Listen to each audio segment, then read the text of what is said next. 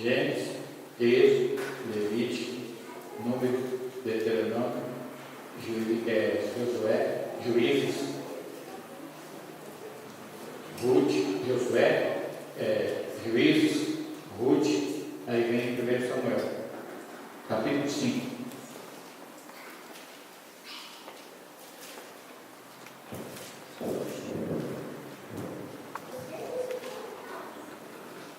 Glória a Deus.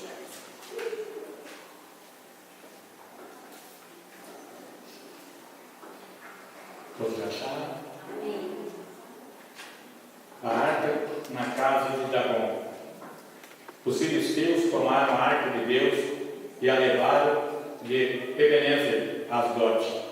E tomaram o filisteu a arca de Deus e a meteram na casa de Dagom, junto com ele.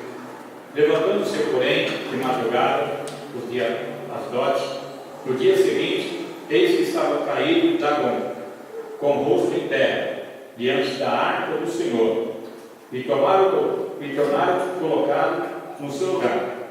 E levantando-se de madrugada, no dia seguinte, pela manhã, eis que Dagom jazia caído de bruços, diante da arca do Senhor. A cabeça de Dagom e as suas duas mãos estavam cortadas sobre o liminar. Qual versículo que eu parei? 4. Levantando-se de madrugada, no dia seguinte, pela manhã, eis que Dagom jazia caído de bruços, diante da arca do Senhor. A cabeça de Dagom e as duas mãos estavam cortadas sobre o limiar. Dele ficara apenas o tronco. 5. Por isso, o sacerdote de Dagom e todos que entram no seu templo não lhe pisam o limiar em Asdod, até o dia de hoje. Porém, a mão do Senhor castigou duramente os de Asdod, e os assolou, e os feriu de tumores, tanto em Asdod como em seu território. Vendo os homens de Asdod, que assim era, disseram: não fique conosco a arca do Senhor de Israel, pois a sua mão é dura sobre nós, e sobre Dagom, nosso Deus. Pelo que enviaram mensageiros, e congregaram-se todos os príncipes dos filisteus, e disseram que: o que faremos da arca de Deus de Israel? Responderam, seja a arca de Israel, calma lá, levanta a arca do Deus de Israel até Gate, e depois de cidade em cidade, e levaram até Gate. Depois de terem levado, a mão do Senhor foi contra aquela cidade, com muito grande terror, pois feriu os homens daquela cidade, desde o pequeno até o grande, e lhe nasceram hemorroidas. Então enviaram a arca de Deus a Ecrom, e sucedeu, porém, que, em lá chegando, os ecronitas exclamaram, dizendo: transportaram até a nós a arca do Deus de Israel, para nos matar a nós e a nosso povo. Então enviaram mensageiros e congregaram todos os príncipes dos filisteus e disseram: devolvei a arca do Deus de Israel, e torne para o seu lugar, para que não mate e nem a nós e nem o nosso povo, porque os havia terror de morte em toda a cidade, e a mão de Deus castigara durante ali. E os homens que não morriam eram atingidos com hemorroidas, e o clamor da cidade subiu até o céu. Amém? Poder sentar? Mantenha sua Bíblia aberta.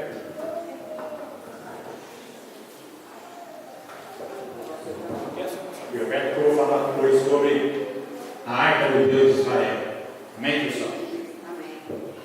Irmãos, a arca de Deus, ela foi levada pelos inimigos quando os filhos de Eli, que era sacerdote, havia pecado contra Deus, né? Eles faziam o que não deveria fazer na porta da tenda e foram para a guerra, e lá na guerra eles perderam a batalha. E a arca do Senhor que representava e representa a presença de Deus, foi levada pelos inimigos. E aí, uma das noras de Eli estava para ganhar neném, e ela acabou morrendo na hora, porque a criança nasceu antes da hora, e ela colocou o nome na criança de Iacabote, ou seja, foi-se a glória de Israel, porque a glória de Israel é a arca, a glória da igreja é a arca, que é Jesus. Amém? Entenda isso, irmãos, que a glória de Israel é a arca do Deus de Israel, e a glória da igreja também é a arca, porque Jesus é a arca. Entenda isso. Quando Deus resolveu exterminar o homem da face da terra, o que Deus fez? Mandou Noé criar uma arca. Então a arca simboliza salvação. Então o povo que creu na pregação de Noé, né, que só foi ele, a esposa e as filhas, né, e os genros, ou igual que foram salvos, né, que entrou na arca, eles tiveram a salvação deles. Os que não veio, todo mundo morreu. Então a arca do Senhor, quando Deus manda Moisés construir a arca, simbolizava o quê? A presença de Deus, a salvação de Deus. Então, onde a arca de Deus estava, a vitória era certa. Era certa. E se caísse a arca na mão de pessoa errada, a destruição estava certa. E a arca veio parar na mão dos filisteus. Os filisteus já haviam derrotado Israel e levaram a arca do Senhor Deus para a cidade deles e colocou no templo de Dagom, um deus pagão. E ali o que aconteceu? Naquela noite, o Deus, falso Deus, né, de imagem de Dagom, Deus fez com que ele caísse de bruço perante a arca, simbolizando que todos têm que se ajoelhar perante o Senhor, todos têm que se prostrar perante o Senhor. Então a arca do Senhor estava lá no templo de Dagom, um templo profano, um templo de Deus que não é Deus, né? Dagom. E aí o que Deus fez? Vai prostrar perante mim. Aí o que aconteceu? A imagem de Dagom caiu de bruço, em sentido, adorando a Deus. Aí eles viram, foram lá, levantar outra vez, Dagom colocou no mesmo lugar. No outro dia, pela parte da manhã, eles foram logo cedinho na veia. Sabe o que aconteceu? Agora Deus quebra ele, quebrou o pescoço dele, quebrou os braços dele. Está entendendo? Com quem Deus está dizendo: eu dei chance para você me adorar, você não quis me adorar, agora eu quebro a sua cabeça e quebro as tuas mãos. Isso quer dizer o quê? A cabeça é que controla todo o nosso corpo, amém? As mãos é que faz todas as coisas. Imagine uma pessoa sem mão, ou uma pessoa sem cabeça. Já assistimos filmes, né? O Homem Sem Cabeça, né? Que a bruxa enterrou a cabeça dele, depois ele é enterrado sem a cabeça, né? Já assistiu, né, irmã Simone?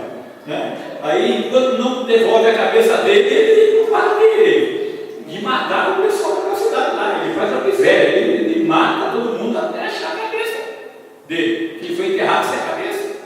Mas as mãos estavam lá, e as mãos estavam agindo com a espada, matou um monte de gente. Só que com Deus é diferente. Deus cortou as mãos de Dagom e a cabeça. E aí? Sem cabeça e sem mão, não vai fazer nada. Aí, sabe o que aconteceu? Não podemos deixar esse Deus, essa arca aqui não. Já destruiu Dagom. Vamos mandar para Ecrón. Mandou para a cidade de Ecrón. Quando chega lá, no capítulo 7, que eu estou falando. Aí quando chega lá na cidade de Ecrón, capítulo 6, que eu estou falando, capítulo 6. Aí quando chega na cidade de Ecrón, Deus continua pesando na mão. Toda a cidade em que a arca ia, Deus descia a espada, irmãos. Porque não estava na vontade de Deus.